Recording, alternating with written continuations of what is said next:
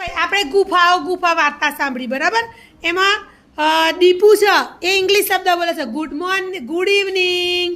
પછી બોલે છે ને વેલકમ ટુ હમારા હોમ એમાં આપણી રૂમની પણ અંદર ઘણી બધી વસ્તુ છે મેં તમને કીધું હતું કે જેને આપણે ઇંગ્લિશ શબ્દ જ બોલે છે બોલો તો આપણી રૂમમાં આપણે કયા ઇંગ્લિશ શબ્દ બોલે બેટા ટેબલ બાટલો નથી બોલતા તમે શું બોલો છો બોટલ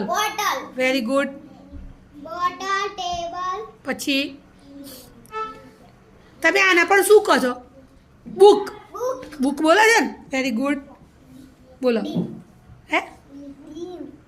શું કોઈ પણ એક ઇંગ્લિશ શબ્દ બોલો ચલો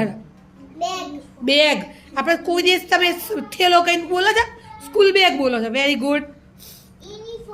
યુનિફોર્મ